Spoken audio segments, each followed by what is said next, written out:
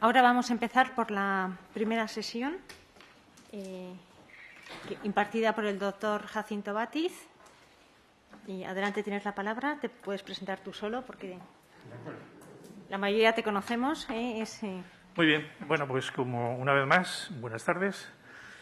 Yo lo único que voy a hacer es tratar de compartir con todos vosotros todo lo que he aprendido a lo largo de más de 25 años a la cabecera del enfermo y junto a las familias. Y ellos me han enseñado todo lo que yo os voy a compartir ahora. Por lo tanto, el mérito no es mío, sino el mérito ha sido de haber sido capaz de observar lo que ellos me decían, para trasladarlo a vosotros. Y a la vez también de haber trabajado con un equipo excelente. Hoy también va a compartir con vosotros sus reflexiones el doctor Julio Gómez, que me ha sucedido en el liderazgo del equipo, y con ellos también pues he aprendido mucho. Yo creo que tenemos que apostar por una cultura paliativa. Cuando quisimos poner el título al curso, dijimos que si poníamos cuidados paliativos parece que esto ya está muy hablado. Pero si hablamos de cultura paliativa, esto engancha más a la sociedad en general, no a los profesionales solamente. Desde esta perspectiva, hay que tener en cuenta que el adecuado tratamiento del sufrimiento, que es de lo que vamos a hablar en este curso, es una prioridad en el cuidado de todos los pacientes, pero que tiene sus raíces no ahora, esto no ha nacido ahora, tiene sus raíces en los mismos orígenes de la profesión médica. Por lo tanto, yo creo que lo único que vamos a hacer es ponerlo en su lugar, porque esto es lo que se hacía antes. Todos estamos muy mentalizados con la medicina preventiva. Lo hemos visto en esta época de la COVID-19, que ha sido una herramienta muy buena para poder enfermar más levemente. Hemos visto cómo hemos podido prevenir cánceres porque hemos sido capaces de detectarlos a tiempo, diagnóstico precoz. El Gobierno vasco, en su Departamento de Salud, yo creo que tiene programas excelentes, como es el diagnóstico del cáncer de mama y el diagnóstico precoz del cáncer de colon. Bien, estamos mentalizados con ello. Y sobre todo sobre la medicina curativa. Hoy en día, si se nos estropea el corazón, nos colocan otro nuevo.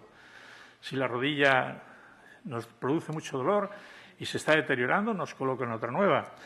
Es decir, podemos hacer muchas cosas para que sigamos teniendo calidad de vida. Cualquier enfermedad se puede resolver, pero un compañero nuestro, filósofo, Francesc Torralba, decía que hoy por hoy sigue habiendo enfermedades incurables, pero no hay enfermos incuidables. Podemos cuidar a todos.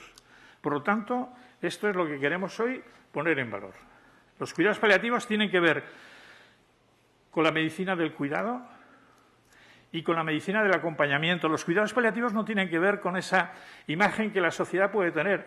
Le mandan a cuidados paliativos. Esto ya es el final y lo ven como una situación tétrica. No. Lo que va a hacer la cultura paliativa, los cuidados paliativos, es tratar de cómo hacerse cargo de esas personas cuando padecen una enfermedad avanzada, incurable y en fase terminal. Esto es lo que es la cultura paliativa. Esto es lo que es la medicina paliativa. Por eso creemos que hay una necesidad de esa cultura paliativa junto a la cultura preventiva y la cultura curativa de la medicina. Son complementarias las tres. De las facultades de medicina salimos sabiendo muy bien cómo prevenir enfermedades, sabemos muy bien cómo curar las enfermedades cuando no hemos sido capaces de prevenir, pero creo que hay mucha carencia de cómo abordar el acompañamiento al enfermo cuando no hemos sido capaces ni de lo uno ni del otro. Y esto es lo que yo creo que queremos complementar con el tema de esta formación abierta un poco a la sociedad, a los estudiantes, a profesionales y, como ha dicho Ana, también la atención en un curso más, diríamos, más profesional o más académico con el máster de cuidados paliativos de la Facultad de Medicina de la Universidad del País Vasco, que lleva ya la 5ª edición, etcétera. Bien. ¿Por qué es necesario todo esto? Porque la técnica al enfermo ya no le es suficiente ante esa terminalidad de una enfermedad. Con la técnica solo no le vamos a poder resolver el problema. La ciencia, yo creo que debe estar acompañada de ese acercamiento humano. Esto lo vemos todos los días ante un enfermo que está en sus últimos días. La ciencia no le está resolviendo el problema, pero ese acercamiento humano del profesional, de cualquiera de los profesionales que le atienden, eso le está ayudando muchísimo para poder tener mejor calidad de vida. Por eso hay que decir que el hombre es el remedio del hombre, desde la ciencia, por supuesto que sí, y desde el acercamiento humano, que es lo que queremos abordar en este curso fundamentalmente. La persona que sufre nos pide ayuda. Y esto es lo que nosotros tenemos que tratar de ofrecerle, esa ayuda. Claro que los médicos conocemos muy bien la dimensión objetiva de la enfermedad que tiene el enfermo, los síntomas y manifestaciones orgánicas, lo conocemos muy bien, nos lo han enseñado en la universidad. Pero es que el enfermo tiene una crisis de todo su mundo, tiene sus valores, tiene sus expectativas y tiene sus relaciones. Pero cada uno estamos en nuestro mundo, ya veis, cada uno en su círculo individual. De esta manera, el profesional y el paciente se están moviendo en distintos niveles y no van a poder encontrarse. Tenemos que evitar esto. Y tenemos que meternos en un mismo círculo. Que el médico comprenda también cuál es la crisis de todo su mundo del paciente, cuáles son sus valores, porque hay que respetárselos, cuáles son sus relaciones con la familia para ver cómo podemos tratar de coordinar esa ayuda que la familia también le va a poder donar y que eso es tan importante para él. Y en este caso ahora sí nos vamos a mover en el mismo nivel y nos vamos a poder encontrar.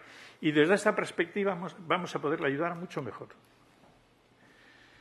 Bien, por otro lado, el grado de responsabilidad de una sociedad hay que medirla por su compromiso con los cuidados a quienes son frágiles, a quienes son dependientes, a quienes son vulnerables, son marginados y son sufrientes. Fijaros que los cuidados paliativos no vamos a enfocarlo exclusivamente en los pacientes que tienen cáncer y que están en fase terminal. Hay muchas necesidades de pacientes que, no teniendo una enfermedad oncológica, necesitan también estos cuidados, porque también van a estar en fases terminales. De esto también se va a hablar en el curso. Va a haber un profesor que va a hablar de estas patologías no oncológicas. Aumenta el número de personas con cáncer, la población está envejeciendo, esto no hace falta que os lo explique muy bien, y ellos necesitan nuestros cuidados, las personas mayores. Vemos ahora con lo de Ucrania cómo esas personas mayores que no pueden ni caminar, les tienen que ayudar a caminar. Bueno, pues esto está ocurriendo también en nuestro país. No pueden ir a las consultas, tenemos que ir nosotros donde ellos.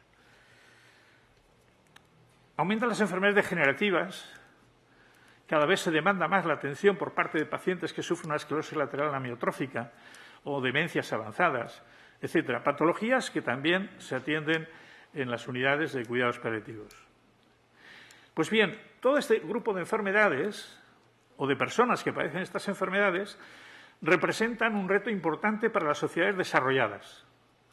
Y esto no se lo podemos pedir a países que no están desarrollados, pero nosotros sí estamos desarrollados, o al menos de eso presumimos.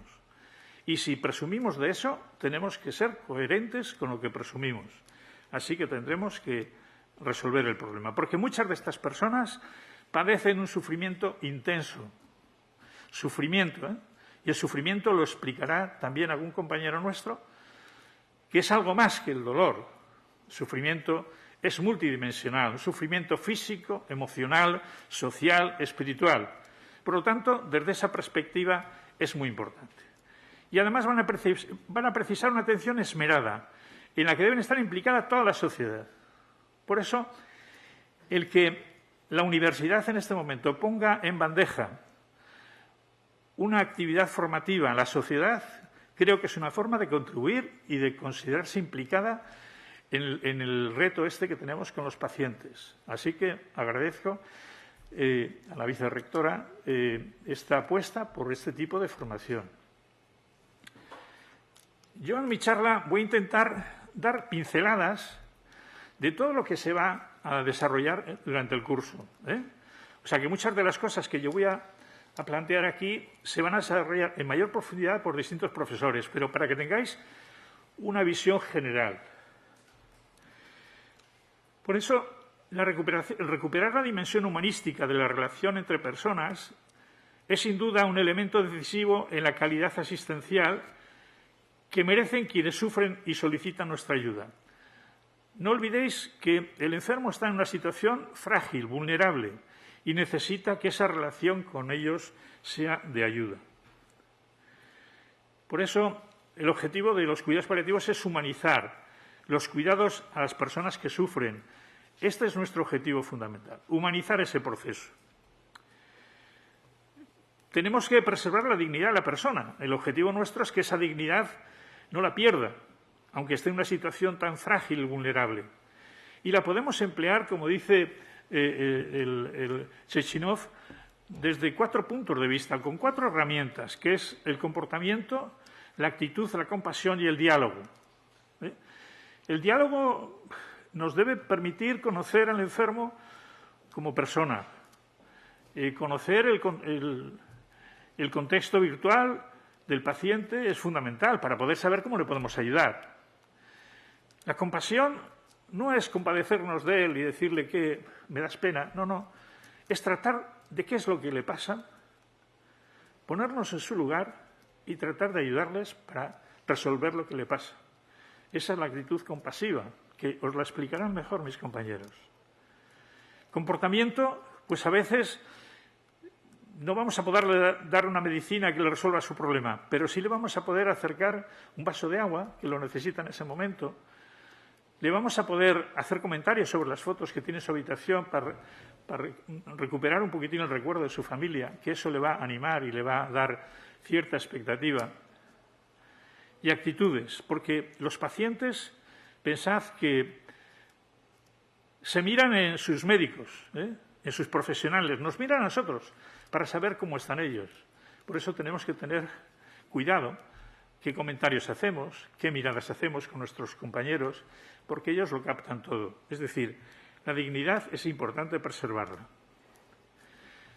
Mirad, cuando una persona está enferma, no es solo un órgano el afectado por los agentes patógenos o por los mecanismos degenerativos o los traumas. En la universidad hemos aprendido, en primer año aprendemos de qué está compuesto el corazón, cuando hacemos la disección del cadáver, las arterias, las venas, los músculos, bien. Después seguimos cursando otras asignaturas y aprendemos cómo funcionan esos órganos. Seguimos avanzando en el grado, en la facultad, y aprendemos cómo se estropean, cómo se enferman. Nos enseñan cómo tenemos que resolverlos, de forma con medicamentos o quirúrgicamente. Pero salimos de la facultad con todos esos conocimientos que son fantásticos y que cada día van en aumento y cada día salen más formados los profesionales. Pero cuando se enfrentan al enfermo, piensan en el corazón, en el cerebro, en el hígado, y no se dan cuenta que eso es de Juan, de Pedro, de Matilde o Federico. Porque hay que pensar que esa persona está toda implicada, desde su cuerpo hasta su capacidad de pensar y de razonar, influida por el dolor o las limitaciones impuestas por la enfermedad. La enfermedad de esos órganos que hemos dicho le afectan a toda su forma integral de proceder. Por lo tanto, si nosotros solamente nos quedamos en resolver el problema de la enfermedad y no nos preocupamos del enfermo, no lo estaremos haciendo del todo bien.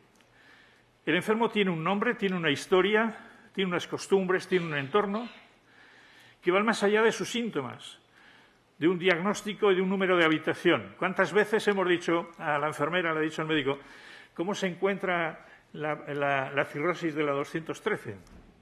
Esto es una falta de respeto al enfermo. Ese enfermo tiene un nombre. Tiene una cirrosis, sí, pero es que se llama fulanito de tal. Por lo tanto, tenemos que tener ese cuidado. El enfermo necesita que nos preocupemos de él, que es quien sufre la enfermedad. Por lo tanto, esto es lo que verdaderamente necesita el enfermo. Yo suelo decir que la mejor forma de no equivocarnos y hacerlo bien es que tengamos en cuenta esta idea. Haz a los demás lo que te gustaría que te hicieran a ti si te encontraras en su misma situación. Si hiciéramos esto, seguramente no nos íbamos a equivocar y seríamos coherentes con nuestra filosofía de curar. Guardaros esta frase porque creo que merece la pena que cuando tengáis una duda cómo actuar con un paciente, porque él no sabe cómo quiere que le cuidéis, porque claro, si el enfermo te dice que él quiere que le cuide de otra manera, hay que hacerle caso a él. Pero un paciente en coma, un paciente con demencia avanzada, inconsciente, pues ahí si nos preguntamos si yo estuviera como él, ¿cómo me gustaría que me trataran? Que las auxiliares hablen del fin de semana, cómo lo han pasado mientras me están aseando, yo que estoy en coma, y no se preocupan de mí, me están volviendo de un sitio para otro, refregando con la esponja, y están hablando de cómo lo han pasado el fin de semana. Eso no es respeto al enfermo. Háblale al enfermo, mira, te estamos refrescando para ponerte bien y que puedas estar tranquilo, pasar el día. Igual los tildan de locos o de locas, pero es que el enfermo igual eso se está oyendo. Y no digáis nada delante de un enfermo inconsciente que no quisierais que escuchara. ¿Vale? Por lo tanto, esto también hay que tenerlo en cuenta. Los enfermos quieren ser tratados como personas, no como enfermedades. Esta idea es fundamental también, os lo explicarán a lo largo del curso. Por eso yo quiero ser un cebo de este curso para que animéis a los que todavía no han podido acudir hoy, que vengan porque creo que vais a aprender mucho en él. ¿Cómo podemos humanizar el proceso de morir que os he anunciado antes? Pues primero acompañándolo. Es una obviedad, pero si no estamos junto al enfermo, poco le vamos a poder ayudar a humanizar. El enfermo ha comprendido que la técnica ya no le es útil para curar su enfermedad, pero tiene la necesidad de las personas, de su familia, de sus amigos, de sus profesionales. Ya saben que la técnica no les va a resolver, pero sus profesionales van a estar ahí y le van a ayudar en muchas cosas que son fundamentales para él. La compañía, a veces, es la única solución y yo creo que el mejor medicamento en el final de la vida. No produce ninguna alergia ni efectos secundarios. No hay que ir a comprarlo a la farmacia, no hay que pedir una receta. Esto lo podemos hacer y es el mejor medicamento para la soledad, porque la soledad es el síntoma más horrible en el final de la vida. ¿Vale? Hay que tocar al enfermo también. Es la forma de comunicar, el tacto, ¿no? Es la forma de comunicación que transmite el enfermo. Calor, apoyo y solidaridad. Cuando nos pasa algo y estamos solos, pero si viene alguien y se nos acerca y nos pone una mano sobre el hombro, esto nos transmite, aquí estoy yo para apoyarte, ese calor no físico, un calor de solidaridad, que eso es importante y lo necesita el enfermo. Sujetar su mano, tocar su hombro, colocar bien su almohada, secar su frente, tratarle con amabilidad le hacen bien al enfermo. ¿No recordáis vosotros cuando habéis estado mucho tiempo en la cama y viene vuestra amama o vuestra machu y viene a dar la vuelta a la almohada porque la tenéis toda apachurrada y os la hueca y la pone por la parte que está ya fresca, por la parte de abajo, y os sentís mejor, os salís a las sábanas porque están llenas de migas del desayuno, de chucherías que habéis tomado? O cuando han venido a ponernos unos paños húmedos sobre la frente porque teníamos fiebre, ahora ya no se hace así, pero antes se hacía. Todo esto hacen bien al enfermo. El contacto físico actúa eficazmente contra el temor y contra la ansiedad porque facilita el compartir y parece liberar el poder natural de la curación. Esta enferma sale de la consulta del médico, la enfermera que está en su sitio ahí sentada se ha percatado de que la enferma sale triste, se levanta, se acerca a ella, le pone la mano sobre, como veis, sobre el hombro y esto ayuda a que la enferma pueda compartir y aliviar un poquitín su angustia y su temor. La forma de mirar, de dar la mano, son importantes cuando no se pueden emplear las palabras, porque el paciente tiene una demencia, porque son sordos o porque hablan un idioma distinto al nuestro. Hoy en día, que estamos en una sociedad multicultural, que esto es muy frecuente, pues bien, la sonrisa, el tono de voz, los gestos de las manos pueden significar calor o interés personal o lo contrario, según lo hagamos. Si le hablamos en vez de hacerlo dulcemente, le hablamos a gritos, si en vez de poner la mano de manera de acogimiento, lo ponemos en forma imperativa, y si le ponemos una cara de póker, en vez de una cara dulce, bueno, ahora da igual porque con la mascarilla ni siquiera se nos puede ver la sonrisa, pues estaríamos transmitiéndole cosas distintas. Esto hay que tenerlo en cuenta. Y fijaros, la fotografía que la diseñó un amigo nuestro, un compañero nuestro de urgencias, está puesta a propósito. ¿Cuántas veces pasamos por delante de alguien que está sentado en una silla de ruedas y desde arriba, desde nuestra altura, de pie, le preguntamos cómo está? Ya le estamos diciendo, tú estás ahí abajo, tú eres débil, frágil, vulnerable, y yo estoy bien y estoy de aquí arriba. Así no se puede preguntar. Hay que agacharse en cuclillas, poner al menos nuestro nivel de visión al mismo nivel de visión del enfermo. De esta manera estaremos diciéndole, estoy para ayudarte y comprendo en qué situación te encuentras. Cuidar con caricias. Yo creo que esta es otra forma de cuidar, porque las caricias traspasan la piel para llegar hasta lo más profundo del afecto. Las caricias todos sabemos lo que es y todos sabemos lo que pueden conseguir, pero van a llegar donde nosotros queremos que llegue. Y en estos pacientes necesitan, si ellos nos permiten, hay que tener en cuenta que nos respeten y que respetemos su espacio. Pero yo esto lo aprendí de un artículo que leí hace mucho sobre unos japoneses que habían inventado un robot para interactuar con los niños autistas y con las personas mayores con Alzheimer, porque se encontraban solos. Y entonces este robot respondía a interacciones con el paciente, ¿no? Le tocaba y él respondía con unas antenas que tenían. Bueno, sabéis que los japoneses inventan cada cosa impresionante, ¿no? Entonces dije, bueno, ¿y por qué nosotros no acariciamos a los enfermos cuando esto puede ser terapéutico? Con nuestro contacto físico le transmitimos el importante mensaje de que no será abandonado y que siempre tendrá a su lado a un ser que le aprecia. Fijaros qué mensaje tan importante con ese contacto físico que tengamos.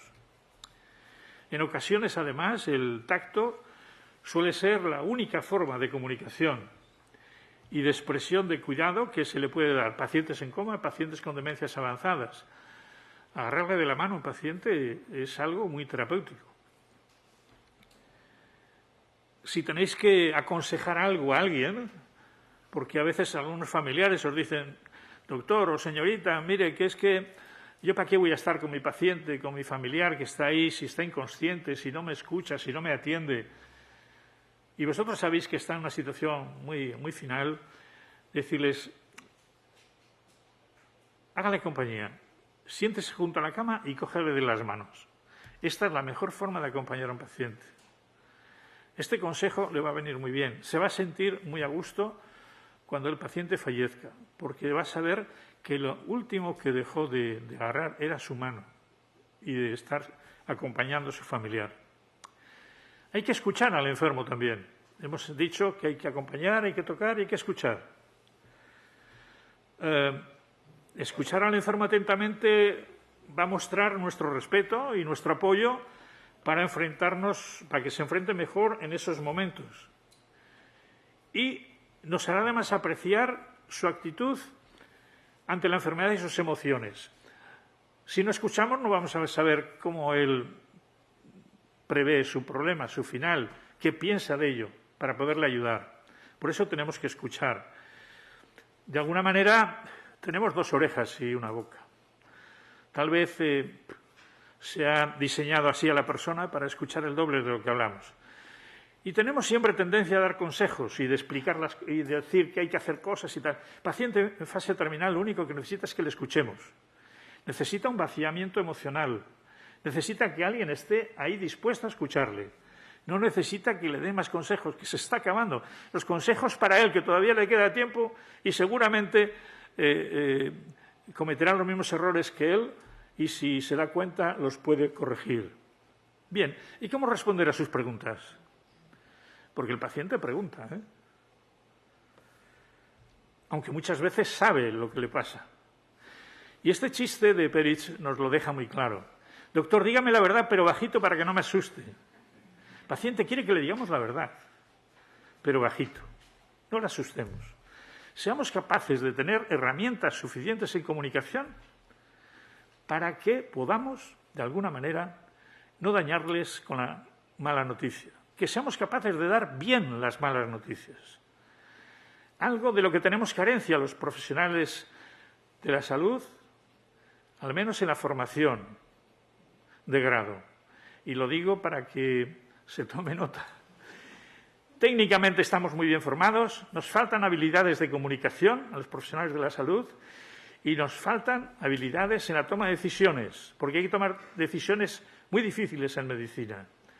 Tal vez asignaturas como la relación médico-paciente de comunicación debieran estar potenciadas o las asignaturas de bioética o ética médica debieran de estar también potenciadas, a expensas de otras que igual no nos van a servir tanto. Yo me acuerdo cuando hice la carrera, la hice en la UPV, teníamos que hacer microbiología en tres asignaturas.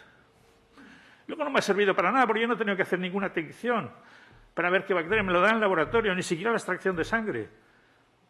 ¿Entendéis? Sin embargo, no me enseñaron a ver cómo tenía que emplear la morfina.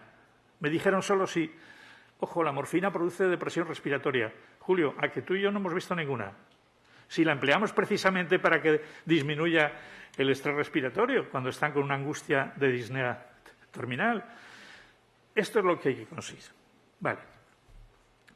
Y sin embargo nosotros vamos, que somos los listos, y le explicamos al paciente técnicamente todo lo que le ocurre, dando muchas vueltas, eso sí, porque como no tenemos habilidades en comunicación, no sabemos cómo decirle la verdad. El enfermo, como veis, tiene un interrogante en su cabeza, no se entiende nada lo que le dice el médico, pero tiene un libro de RIP detrás, sabe que se va a morir y no le está diciendo la verdad. Esto espero que sea motivo de coloquio porque son temas muy importantes. ¿Qué hay que decir? ¿Hasta dónde hay que decir? Esto creo que puedes ir apuntando preguntas porque pueden ser muy interesantes. ¿Cómo responder? De forma sencilla y gradual, pero sin mentir, por favor. No mintáis. Porque si mentís, se va a dar cuenta que le estáis engañando y no va a confiar más en vosotros. Y para decir la verdad no hay que decir toda la verdad. Lo que se diga que sea verdad. ¿Vale? Esto es un juego de palabras, pero es que es así. Si lo que decimos es verdad, no nos puede decir que le hemos engañado. ¿Decir toda la verdad? Pues igual no, porque en ese momento no procede, pero sin engañarnos. Y si luego preguntáis sobre esto, os pondré algún ejemplo, dependiendo de cómo ande con el tiempo. Si descubre el engaño, va a perder la confianza en nosotros, se va a aislar y ya no nos va a preguntar más. Necesita que le expliquemos lo que va a pasar, necesita que no le engañemos, pero todo ello con sensibilidad exquisita para que le ayudemos a comprender lo que necesita en esos momentos tan difíciles y únicos para él. Se va a morir una vez solo. No podemos dar vuelta atrás y repetir para hacerlo mejor. Con este enfermo no. Aprenderemos para otro. Pero este enfermo se va a morir con nuestra equivocación. Así que, por favor, pongamos un poco de... ¿Y por qué tenemos que responder? Porque tiene derecho a saber lo que le ocurre. Así de sencillo. Porque tiene derecho a tomar decisiones y no va a poder tomar una decisión si no sabe lo que le ocurre. Por lo tanto, una cosa va con la otra. De esta manera podrá enfrentarse mejor a su futuro, si sabe lo que le ocurre y tome una decisión adecuada. También es importante saber que la mayor parte del sufrimiento que ocurre en este final de la vida, aparte de provocar el dolor físico, tiene que ver con otros temas emocionales, con otros temas sociales y espirituales y con su propia incapacidad para resolver interrogantes más profundos de la vida. Hay interrogantes profundos de la vida que cuando se llega al final de ella es cuando afloran y tenemos que estar capacitados para poder ayudarles a reflexionar sobre ello y a darles alguna respuesta. Y el acompañamiento espiritual es tan importante como todos los demás acompañamientos. Os aseguro que al final de la vida una de las demandas mayores de los enfermos es atención espiritual, que no digo religiosa, digo espiritual porque es mucho más extenso. Cada uno desde su filosofía, incluso de ninguna filosofía religiosa, pero también se hace preguntas sobre el sentido de su vida y a eso tenemos que responder. Por eso el acompañamiento espiritual es ayudar a la persona a despertar o a sacar a la luz el anhelo, la búsqueda interior que toda persona puede tener y ese es nuestro acompañamiento espiritual.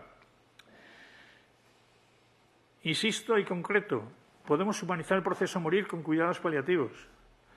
No abandonando al enfermo, lo primero, estando con él, aliviando su sufrimiento sin límites. Para eso tenemos herramientas.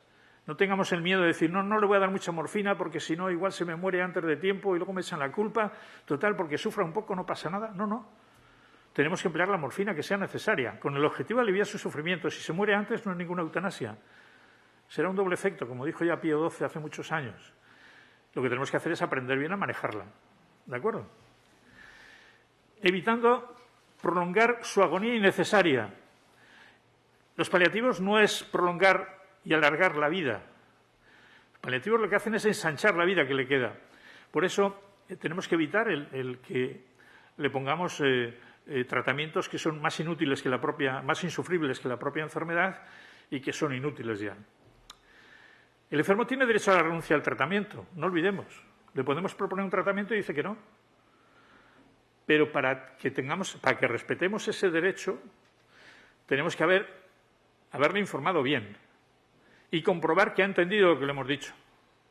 Si conscientes de las consecuencias de renunciar a ese tratamiento, él asume la renuncia, se la tenemos que respetar. Este es un derecho que está en la ley, por lo tanto, y además en el Código de Deontología Médica. Por lo tanto, es buena práctica médica y además está dentro de la ley vigente. Hay que respetar su voluntad. Y ahora estamos con el tema de las voluntades anticipadas.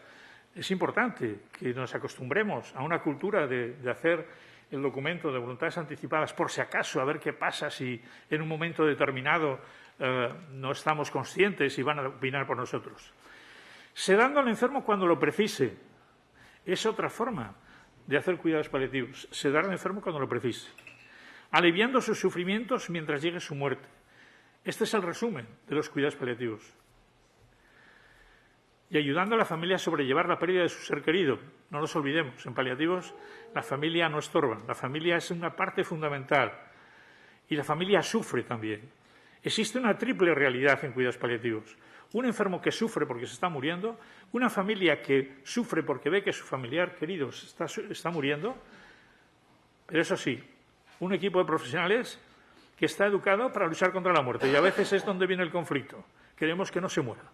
Tenemos que aprender también a dejar morir al enfermo cuando sea lo normal y lo natural. Pero a la familia hay que ayudarle.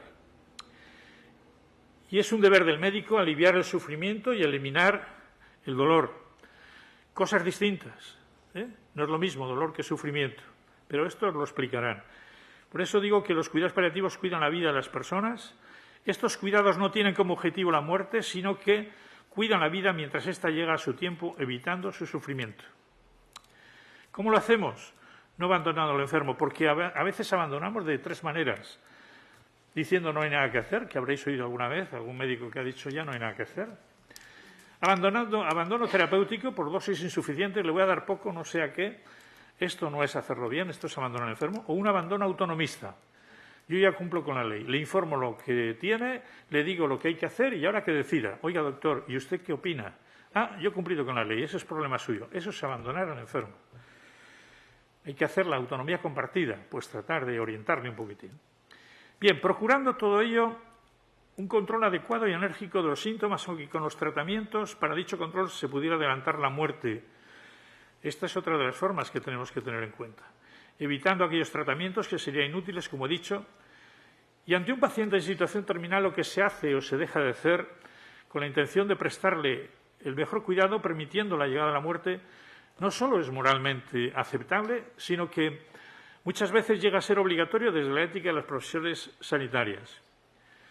Ahora bien, cuando algo se hace o se deja de hacer con la intención directa de producir o acelerar la muerte del paciente, entonces corresponde aplicar el calificativo de eutanasia. Eso sí, eutanasia. Los paliativos, si se hacen bien, no tienen nada que ver con la eutanasia. Si aún no hubiéramos conseguido aliviar el sufrimiento, recurriremos a la sedación paliativa que he dicho antes para garantizar una muerte serena, no para provocar una muerte serena, sino para garantizar que la muerte sea serena. Porque hay enfermos que, a pesar de todos los tratamientos que disponemos, tienen algún momento de la evolución de su enfermedad, oncológica o no, uno más síntomas refractarios, es decir, que no hemos podido resolverlos de ninguna manera, a ese tratamiento que le provoca un sufrimiento insoportable. Y esto obliga al médico a disminuir la consciencia del enfermo para garantizar una muerte serena. La sedación es disminuir la consciencia del enfermo. Seguramente a muchos de vosotros se habrán sedado para hacer una extracción de una molar o hacer una pequeña intervención quirúrgica o hacer una gastroscopia, una colonoscopia, y cuando habéis acabado habéis dicho, doctor, ¿cuándo empieza?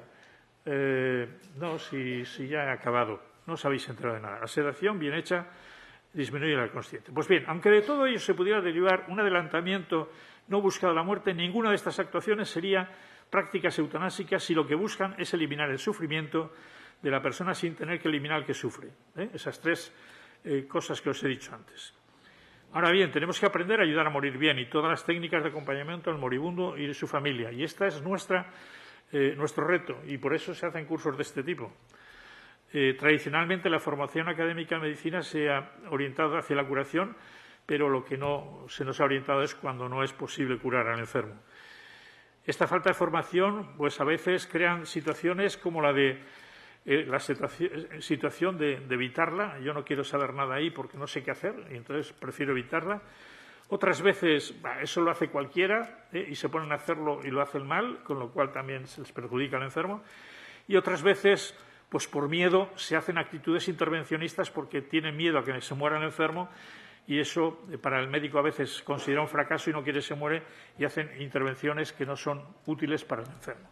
Pues bien, esas tres actitudes del miedo, el abandono y la insuficiencia, características de una mala formación en cuidados paliativos, hacen que se llegue a una falta de atención integral del proceso y una falta de apoyo domiciliario y una escasez de cuidados continuados. Y, sin embargo, hay evidencia alentadora de que estas actitudes pueden evitarse con una formación académica y de posgrado suficiente. Por lo tanto, creo que merece la pena que recojamos el reto en los ambientes académicos para que podamos resolver este problema que existe. Porque la formación en cuidados paliativos, no olvidemos, nos va a ayudar a cuidar mejor. ¿Me queda? ¿Cuánto me queda? Sí, 5 minutos. Vale, 5 minutos. Os resumo cómo me gustaría que me cuiden a mí cuando llegue mi momento. ¿Vale? 10 puntos, que son los que yo consideraría, después de lo que yo he visto con mis enfermos. He dicho, hombre, yo quiero esto, yo quiero lo otro. Vale. Que me traten como un ser humano hasta el momento de mi muerte, que no solo me contemplen como una estructura biológica, sino además que tengan en cuenta mi dimensión emocional, social y espiritual, que me permitan expresar mis propios sentimientos y emociones sobre mi forma de enfocar la muerte. Esto es importante en un sitio adecuado, en un sitio íntimo, que pueda escuchar. Aquí la trabajadora social de nuestro equipo está escuchando a un paciente de manera empática, no dándole consejos, escuchando.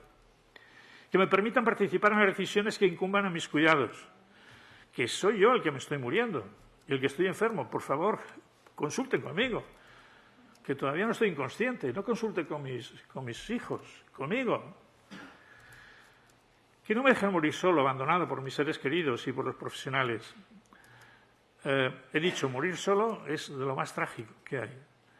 Menos mal que en los hospitales y en cualquier sitio donde los pacientes se mueren, siempre los profesionales pueden sustituir, o los voluntarios, sustituir esta compañía. Y esto es importante, esta compañía les ayuda mucho. Es triste escuchar en las noticias cómo hay gente mayor que se muere y se entera la gente que se ha muerto por el olor que han destilado en la comunidad por el tiempo que llevan muertos. Nadie se había dado cuenta de que faltaba. O esa viñeta que se emplea mucho, ¿no? Que se ve un anciano que está en la cama y por la ventana entran las palomas del parque y dicen, hombre, es que te echábamos en falta, porque iban todas las mañanas a echarle palomitas. Pero nadie más. Que mis preguntas sean respondidas con sinceridad, que no me engañen, que respeten mi individualidad y que no me juzguen por mis decisiones, aunque sean contrarias a quien me atienda. Que cada uno podemos tener la opinión que queramos tener y los médicos tenemos que respetar esas opiniones. Que me cuiden personas solícitas, sensibles y entendidas, intentando comprender mis necesidades y que además sean capaces de obtener satisfacción del hecho de ayudarme a afrontar la muerte. Julio, ¿tú y yo cambiaríamos para dedicarnos a otra cosa? No, ¿verdad? Y algunas veces nos dicen, pero no, pero eso no es triste, eso no tiene que ser lúgubre, el estar así. No, volvería a hacer lo mismo si yo volviera a estudiar, porque esto es una satisfacción muy grande, ayudar a morir bien. Que quien me cuida al final de la vida lo haga como le gustaría que le cuidaran a él cuando llegue su momento, ¿vale? Y esto es una opinión mía, cada uno ya tiene la suya, pero yo sí pediría que no precipiten deliberadamente mi muerte, pero que tampoco prolonguen innecesariamente mi agonía, sino que me ayuden a no sufrir mientras llega mi muerte. Esto sería el resumen, desde mi punto de vista, de la ética al final de la vida.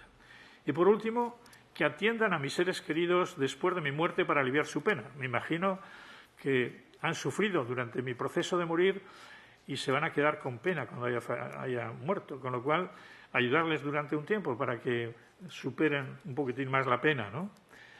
Bien, pues el reto de los profesionales es que tenemos que humanizar el proceso de morir de nuestros enfermos. Este es el reto que nosotros vamos a plantear en este curso, ¿eh? Por eso apostemos por una cultura paliativa, y esto es lo que hemos querido ofertar en este curso que hoy se ha inaugurado y que espero que tenga mucha riqueza para vosotros, que para nosotros seguro que sí, porque compartir nuestras reflexiones y nuestra experiencia sabemos que va a ayudar a cuidar mejor a otras personas, ¿eh? Estoy abierto a vuestras preguntas si tenemos un ratito.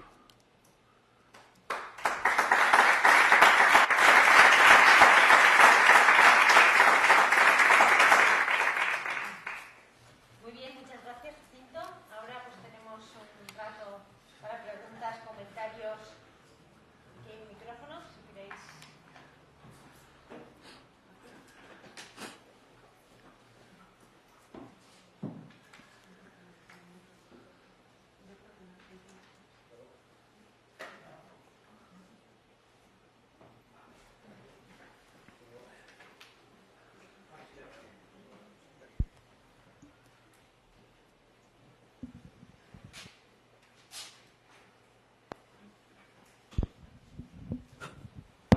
Vale. Si alguien desea hacer alguna pregunta, que levante la mano, por favor, para poder acercarle al micrófono.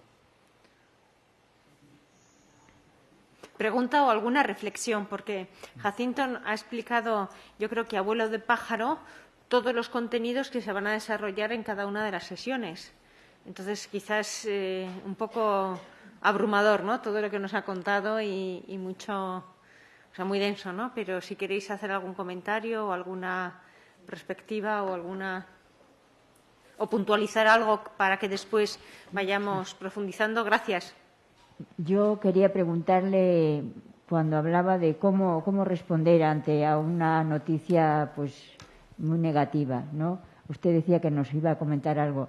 Yo, en una situación que he tenido cercana, me dice el médico, cuando no preguntan es que realmente saben ya o sospechan cuál es su enfermedad, ¿no? Y en ese caso a mí sabía que eso era lo que le pasaba a este familiar. ¿Cómo decirlo? ¿Cómo responder? ¿Cómo informarle? O pedirle si quiere él que le informen o así, no sé. Hombre, dices que cuando no preguntan, el médico da por hecho que no tiene interés. No, como que ya se sabe. Bueno, yo creo que a veces el problema es que el paciente le da puro preguntar, otras veces el médico ha demostrado durante todo el proceso que no es muy dado a hacerle preguntas tan sencillas a veces, con qué me está dando, con qué me medica, y entonces puede ser que le dé un poco de reparo. Pero yo creo que la actitud profesional debiera de ser siempre darle la oportunidad de que pregunte cuando quiera, ¿eh? Estamos aquí para lo que necesites. Si quieres preguntar algo sobre tu enfermedad, sobre lo que tú quieras, estamos aquí para cuando tú lo creas conveniente, ¿no? Yo creo que esta debiera ser nuestra actitud, ¿no, Julio? Esto es lo que hacemos nosotros, ¿eh? Básicamente eso es. La tarea es ponerse a tiro. Claro. ¿Quieres preguntarme algo? ¿Hay alguna cosa que no hayas entendido? ¿Te gustaría saber algo más? Y eso abre puertas. Yo suelo preguntar, ¿tienes miedo? Y uno te dice, ¿a qué? Yo no sé, cuando alguien está enfermo tiene miedo. Y el que quiere entrar en el tema, entra y dice, pues me da miedo morirme. O a la muerte no, me da miedo sufrir. Y te especifica el tema. Claro. El tema es abrir puertas. Claro, si el médico médico nunca deja una puerta entreabierta para que el otro la cruce, tampoco nunca va a preguntar. Pero eso sí, respetando el derecho a la negación. Porque luego en la axioma en psicología hay que decir, solo negamos lo que sabemos. Porque no nos sentimos preparados para afrontarlo. Sí. Entonces, en la medida en que no nos sentimos preparados para afrontarlo, pues la negación es un mecanismo de defensa fantástico y que si no existiera habría que inventarlo. Porque lo hemos practicado todos en algún momento. Voy a esperar un poquito a ver si ya lo puedo asumir para poder ponerle nombre. Sí, mira, además, ahondando esto, yo creo que el paciente va conociendo ya lo que le ocurre, ¿no? Pero nosotros tenemos que ayudarle también, porque cuando hablaba yo de que hay que decir la verdad, que no hay que engañarle, no hace falta decir toda la verdad, pero que no le engañemos con la verdad que le digamos, con lo que le digamos que sea verdad. Yo recuerdo un paciente que estábamos en Navidad y nos preguntaba, ¿no? Oiga, doctor, ¿usted cree que yo voy a llegar a la boda de mi hijo, que es en agosto? Y sabíamos que no, porque lo que tenía era muy problemático y le quedaba pues más o menos un mes, etcétera, ¿no? Y claro, si le decíamos que no, le derrumbábamos. Si le decíamos que sí, le engañábamos. Pues aprovechamos a decir que como nos quedaba mucho tiempo, decíamos, joder, todavía estamos en Navidad, y hasta agosto, fíjate lo que queda, vamos a ir viendo a ver cómo van las cosas, y ya iremos hablando. Bueno, el paciente se quedó más o menos tranquilo, pasaron 15 días, el enfermo se encontraba peor. Doctor, ya sé que a agosto no voy a llegar, pero en mayo es una comunión de mi nieto. ¿Usted cómo lo ve? Nosotros sabíamos que tampoco. Pues hombre, en mayo nos quedan 5 meses, 6 meses. Todavía no podemos decirte nada, vamos a ver cómo va la cosa. Pasan 2, 3 semanas, el enfermo peor. Doctor, ya sé que a mayo tampoco llego. El mes que viene es el bautizo de mi último nieto. ¿Cómo lo ve? Y nosotros que sabíamos que sí podría llegar, dijimos, no te preocupes, claro que sí. Yo creo que te vamos a poner un chute para que ese día estés fantástico. Aquí tu familia te pondrá la mejor ropa y vas a estar en el bautizo de tu último nieto. Ya lo verás. Es decir, no le dimos falsas esperanzas, no le mentimos. ¿Vale? Yo creo que esto es un poco la actitud. Hay que buscar estrategias. Por eso, el médico no solamente debe estar formado desde el punto de vista técnico, científico en su profesión, sino en aquellos aspectos que tienen que ver en habilidades de comunicación, como he dicho antes, habilidades de toma de decisiones. Es verdad que en paliativos trabajamos siempre en un equipo multidisciplinar, de manera interdisciplinar, para que entre todos podamos llegar a trabajar con el enfermo en cada una de sus necesidades que sean más importantes que otras, ¿no? ¿Sí? Gracias. Ha dicho que el enfermo tiene derecho a decidir lo que quiere, pero a veces es la familia o los médicos quienes saben lo que le conviene al paciente, ¿sí o no? Es que el que tiene derecho es el enfermo. La familia no tiene derecho. Si el enfermo está en plenas facultades de tomar decisiones y nadie le ha quitado ese derecho, porque lo ha incapacitado, pues la familia no tiene nada que decir. Es verdad que lo mejor es llegar a un consenso para que la familia no esté a la defensiva todo el día. Pero quien tiene derecho es el enfermo.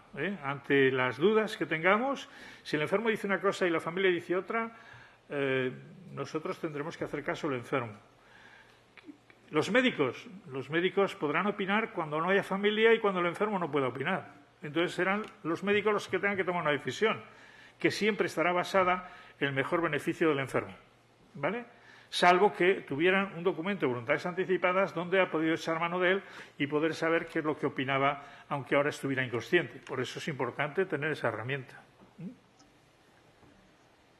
No sé si te he contestado. ¿Sí? A ver, estaba yo pensando que esto de la medicina preventiva, curativa, paliativa, que tiene un cierto componente académico, tiene también un componente de experiencia, porque si uno hace ciertas cosas previene complicaciones de diabetes, por ejemplo, o si se hace una herida necesita curarla. Lo de la paliativa la descubrimos muy tarde, cuando llegamos a ella. Pero si hablamos de la medicina paliativa, de la cultura paliativa, como humanizar el proceso del morir, mi pregunta es, ¿no tendríamos que empezar antes, desde la atención primaria? Y que desde la atención primaria, y no pongo la carga a los profesionales, también en los que vamos a donde ellos, empezar a acostumbrarnos a hacer preguntas, sentir que hay un interés por cómo se viven esos procesos de enfermedad que a veces son transitorios. Yo creo que la cultura paliativa, tal como la has expuesto, nos enseña más a cuidar la vida que a cuidar el proceso de morir. Sí, yo creo que has dado en el clavo. Yo creo que esto es lo que pretende este curso. Tratar de extender lo que son los paliativos a una actitud de cultura paliativa en la sociedad para poder, de alguna manera, usarla en cualquier situación. Es más, hace muchos años, cuando empezamos algunos a trabajar en este campo, los cuidados paliativos solo se preveían en los enfermos de cáncer al final, cuando ya estaban muy mal, porque los oncólogos habían dicho ya no hay nada que hacer. Entonces íbamos nosotros y nos dedicamos a atenderles. Esto ha ido evolucionando y ahora los cuidados paliativos se empiezan a hacer incluso al comienzo del diagnóstico de la enfermedad, porque es cuando se hacen preguntas a los enfermos, es cuando hay que hablar de pronósticos, es cuando hay que hablar de esperanza de vida, hay que planificar cuidados, etcétera, etcétera. Y a medida que la medicina curativa no está siendo eficaz, entonces entramos con más intensidad en los cuidados paliativos. Pero yo estoy de acuerdo contigo y por eso yo expresé un poco a la hora de titular este curso, hablemos de cultura paliativa, porque la cultura paliativa puede ayudarnos mucho a la sociedad. Nos puede ayudar mucho a tener actitud más humanizadora de toda nuestra atención sobre temas de salud. Y esto, por eso digo que tu intervención me ha parecido muy importante. Y solo hemos hablado en la entrada para recordarnos que nos conocíamos, pero no para hablar de esto. O sea, que no lo hemos consensuado. No penséis que lo hemos preparado. Gracias. Y cuando quien miente a la persona que está enferma es la familia. ¿Quién le miente? Sí. Porque a mí me ha tocado caso de que la persona que está enferma sabe que está enferma, no sabe lo que tiene, pero la familia es quien no le quiere contar lo que tiene, aunque él lo pida. Sí. Entonces, ahí cómo lo gestionas como profesional. A ti esa persona te pregunta ¿qué me pasa? La familia le está diciendo una cosa, pero el médico sabe que es otra. Pues ahí el problema ha sido que no ha habido un buen trabajo con la familia del equipo, porque ahí tenía que haber habido un trabajo. En cuidados paliativos tiene que trabajarse también con la familia y eso hay que consensuarlo y hacerle ver a la familia que quien tiene derecho a saber lo que le ocurre es el paciente y no se le puede engañar. Y estas cosas que hemos dicho aquí se las decimos a la familia. Si la familia no hiciera caso, insistiera en ello, pues hombre, nosotros no podemos poner una pistola en él, pero lo estará haciendo mal y eso le va a perjudicar mucho más que cualquier dolor agudo que tenga por su propia enfermedad. Pero cuando la persona te lo pregunta a ti directamente, o sea, yo trabajo de auxiliar y a mí me han preguntado, ¿a mí qué me pasa? Yo sé que me estoy muriendo y a mí mis hijos no me quieren decir lo que tengo. Bueno, tú tienes que traspasarle esa pregunta con toda habilidad al médico responsable o a la persona responsable del equipo que tenga que informar. No olvides que él tal vez te vaya a preguntar a ti porque el médico no le ha querido decir, por la razón que sea, y busca en ti a ver si te cogen a renuncio. Entonces, tienes que ser lo suficientemente perspicaz como para decir, pues mira, esta pregunta se la voy a trasladar yo al médico para que venga y te la explique, porque me parece muy interesante lo que me acabas de preguntar. Pero va a ser él, yo no puedo responderte porque mi tema es que yo te tengo que ayudar a dar el desayuno, ayudar a hacer la higiene, pero el médico es el que te va a informar porque luego le vas a preguntar más cosas y él va a ser el que te va a poder responder. Yo creo que esta sería la actitud que te recomendaríamos. En ningún caso que tú respondieras. Si he explicado esto, no para que se emplee como cualquiera, sino que se sepa qué es lo que hay que hacer y vehiculizar a la persona responsable de la información, que en este caso es el médico siempre, porque si no os podéis ver en un problema. Sí, y simplemente recordar, como he puesto aquí, que en esta sesión vamos a tratar específicamente la pregunta que has tratado. Es decir, en la CED, la familia como coprotagonista, está además aquí entre nosotros un ponente que tiene experiencia en estos temas, trabajador social de la Asociación de Familias Cuidadoras y de Personas Dependientes. Es decir, es una realidad que está y que la tenemos integrada dentro del programa. La vamos a tratar a lo largo de hoy.